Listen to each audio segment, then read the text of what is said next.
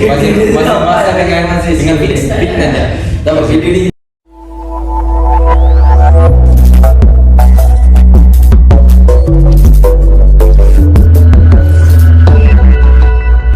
Assalamualaikum warahmatullahi wabarakatuh.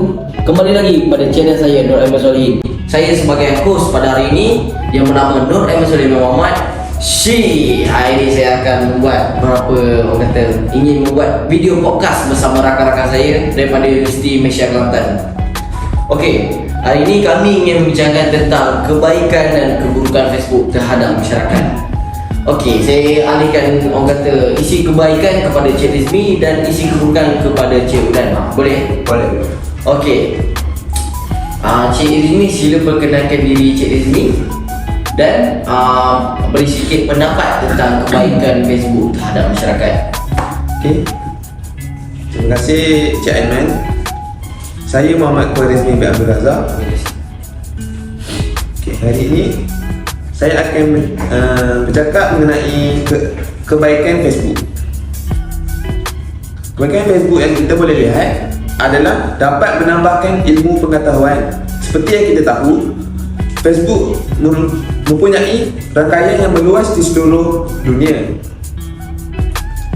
Facebook juga dapat menambahkan ilmu pengetahuan, iaitu dengan mempunyai rangkaian mempunyai perbincangan melalui forum. Okay, seperti kita boleh berbincang dengan kenalan-kenalan melalui Facebook. Selain itu, seperti saya dengan Udan, kami sebagai mahasiswa student Universiti Malaysia Kelantan, kami punya banyak assignment dan kami perlu mempunyai rujukan sebagai rujukan. Seperti kita boleh dapat Google. Saya memilih rujukan Facebook kerana terdapat banyak maklumat yang kita boleh perolehi melalui Facebook. Video-video. Okey, seterusnya, kebaikan yang seterusnya adalah kita dapat menambahkan kenalan. Kita Facebook ni seperti yang kita tahu, kita dapat menambahkan kenalan daripada luar negara ataupun dalam negara. Maknanya Facebook ni daripada meluas ke seluruh negara, ke seluruh dunia. Saya pilih kenalan daripada luar negara kerana saya dapat melihat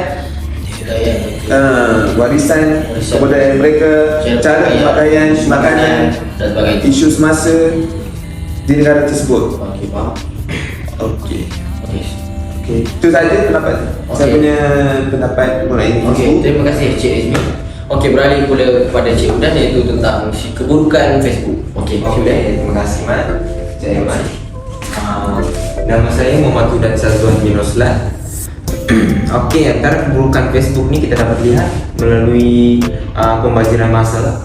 Sebab contohnya budak-budak yang baru melalui Facebook, pakcik-pakcik ni, dorang kerap menggunakan Facebook ni sehingga kan masa untuk solat, tanggung jawab mereka kepada anak-anak yang budak, yang pelajar-pelajar ni pun tiada masa untuk belajar kerana dorang ketagih dengan Facebook. Taksub lah. Taksub. Ini juga akibat ibu bapa juga, sebab memberikan telefon. Ini kira anak-anak melalui Facebook tu disebabkan anak-anak terjebak dalam gejala-gejala sosial akibat daripada ibu bapa yang sibuk bekerja. Kerja bapa ni pun melayari juga, cuma akibat kerap melayari Facebook ni, tanggungjawab dorang kepada anak ni terabai. Okay. Selain itu juga Facebook ni dapat menyebarkan fitnah kepada masyarakat, pada individu tersebut, bangsa. Contohnya kita dapat lihat ni, bila seseorang tu menyebarkan satu story fitnah melalui video, mulalah dia punya ayat-ayat tu mengguris perasaan. Terus tu begini ni pun dia post apa benda yang kita. Okey, boleh tak Cik Udan bagi contoh melalui penyebaran fitnah tu pada orang kata penonton-penonton? Contoh Contoh penyebaran fitnah ni apabila seseorang tu tidak rasa berpuas hati kepada seseorang, contohlah Aiman dengan Rizmi, aku Rizmi, Aiman Cik Rizmi macam tidak puas hati kepada Aiman, lalu dia pun menyebarkan Aiman tersebut, macam contohnya video lama yang kata boleh menyebabkan aib maruah saya tu. Itulah. Okey, apa kesan daripada tu? Kesan tersebut pun juga dapat terjadi, boleh menyebabkan pengaduan tentang mereka, lalu pun sahabat mereka jadi tegang. Okey, saya tertarik untuk menambah lagi isu tentang kebaikan lah. Okey, sebagaimana yang kita tahu, okey, kebaikan Facebook ni kita boleh menjadi sebagai salah satu alat sebagai perantara perniagaan. Okey, kita boleh gunakan Facebook ni sebagai untuk orang kata platform untuk kita berniaga.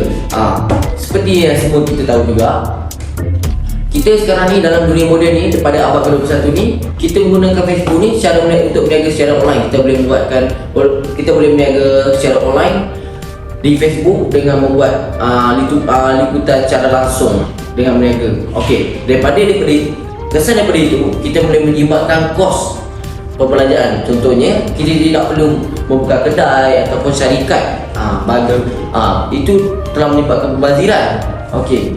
Dan sejurus pada itu, kita telah peniaga mendapat lebih keuntungan daripada perkara tersebut. Okey, selain itu, kita boleh menjimatkan tenaga, iaitu kita tidak perlu pergi ke syarikat kita tidak perlu pergi ke kedai kita ulang-alik untuk mengambil tahu tentang perniagaan kita. So, kita boleh buat berniaga secara langsung di rumah.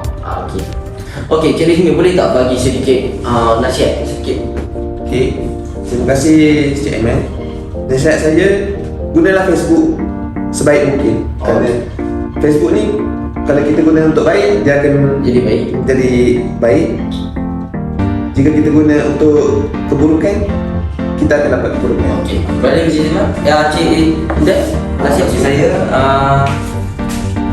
apabila kita first time menggunakan Facebook ni, kita mestilah menyelidiki dulu sebelum menyebarkan satu-satu video, story, post-post yang kita lihat dalam Facebook tu. Kita mesti selidik dulu dengan terperinci, dengan mudah percaya. Sebab ada setengah masyarakat tu dia menyebarkan satu fitnah dan kita pun mudah percaya. Daripada itu timbullah satu fitnah. Okey. Kesimpulannya di situ, kita mestilah menyelidiki dulu sebelum menyebarkan. Okey, kesimpulan kita pada hari ini, apa yang terdapat, kita telah lihat kebaikan dan keburukan Facebook. Maka kita sebagai insan yang orang kata berfikiran matang, kita boleh menilai manakah yang baik ataupun mana yang buruk. Okey, sekian saja daripada kami. Jangan lupa subscribe, jangan lupa like, jangan lupa komen. Dan korang kena komen video apa yang korang nak. Nanti insyaAllah ada masa saya akan buat video yang korang suka. Okey, check it out. Okey.